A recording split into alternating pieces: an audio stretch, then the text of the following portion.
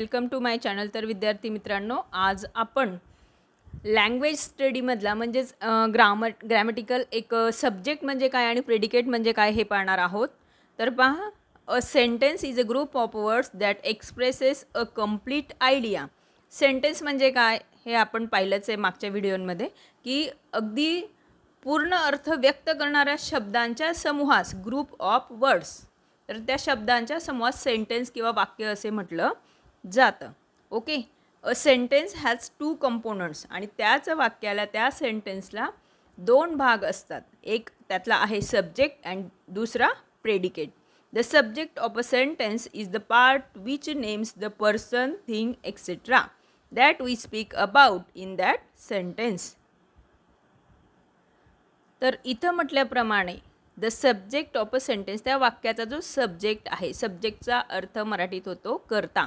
तर वाक्याचा जो कर्ता आहे तो काय असतो, तर विच नेम्स द पर्सन, एखाद्या पर्सनचं नाव, म्हणजे तो कुणीही असो.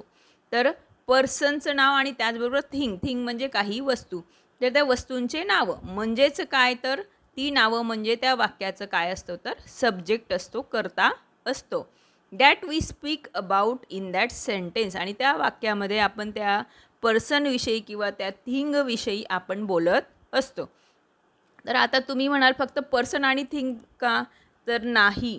तर त्या वाक्यामध्ये जर एखाद्या ॲनिमलविषयी माहिती असेल, एखाद्या प्लेसविषयी माहिती असेल, तर याचाच अर्थ सिम्पल लँग्वेजमध्ये मी तुम्हाला सांगते.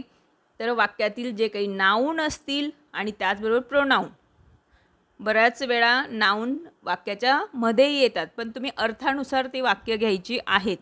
आता एखाद्या ॲनिमलविषयी जर सांगितलं आहे, a tiger is a wild animal, तर ह्या वाक्यामधला अ टायगर हा जो वर्ड आहे तो त्या वाक्याचा कर्ता आहे. आणि इज अ कोणता ॲनिमल म्हटलेलं आहे त्याला, wild animal.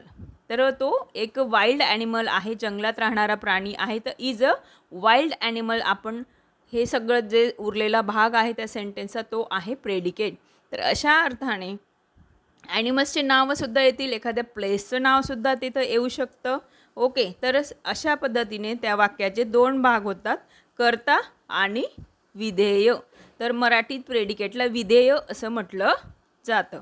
The remaining part of the sentence tells us more about the subject, म्हणजे जे काही विधेय आहे तो वाक्यातील उरलेला जो भाग आहे, कर्त्याशिवाय उरलेला जो भाग आहे तो त्या वाक्यातील कर्त्याविषयी आपल्याला माहिती सांगत असतो.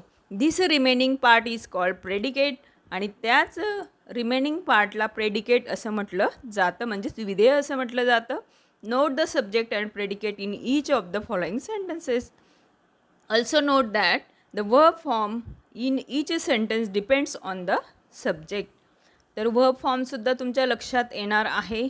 खाली काही सब्जेक्ट आणि प्रेडिकेट्स दिलेली आहेत. पहिलं जर वाक्य आपण घेतलं, पहा, the sky is blue. The sky हे सब्जेक्ट आहे ते वाक्यातील, आणि प्रेडिकेट काय आहे, तर इज ब्ल्यू. पूर्ण सेंटेन्स कसं तयार होतं, द स्काय इज ब्ल्यू. त्याच्यातील द स्काय सब्जेक्ट आला, कर्ता आला, आणि प्रेडिकेट म्हणजे विधेय आलं इज ब्ल्यू.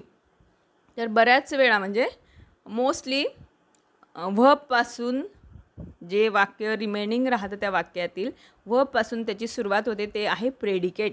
आता आपल्याला ह्या वेगळ्या वेगळ्या एक्झाम्पल्समध्ये दिसतच असेल. पाहिलं तर पहा, next example, great scientific minds are restless with question.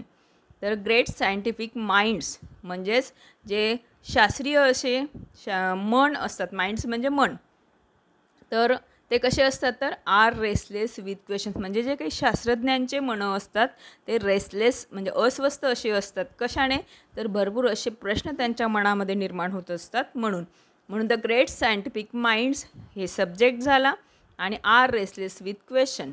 तर माइंड्स म्हणजे मने, प्ल्युरल आलं आहे ते नाऊन, म्हणून इथं आर हा वर्ब यूज करण्यात आला आहे, ऑक्झिलरी वर्ब यूज करण्यात आला आहे. Okay. She goes to school every day. She आला सब्जेक्ट आणि goes to school every day आला प्रेडिकेट. दे सब्जेक्ट आला, they go home in the evening, ते संध्याकाळी घरी जातात. Go home in the evening हे प्रेडिकेट आले. तर तुम्हाला अगदी खूप छान पद्धतीने सब्जेक्ट आणि प्रेडिकेटमधला फरक समजलाच असेल बाळांनो. तर विद्यार्थी मित्रांनो, तुम्हाला माझी व्हिडिओ नक्कीच आवडली असेल तर जास्तीत जास्त व्हिडिओला लाईक करा, फ्रेंड्ससोबत ती शेअर करा, आणि त्याचबरोबर कमेंटसुद्धा करा, जेणेकरून मला तुमच्यासाठी अशा भरपूर नवनवीन व्हिडिओ ग्रामरवर आधारित अशा बनवता येतील. Okay, thank you.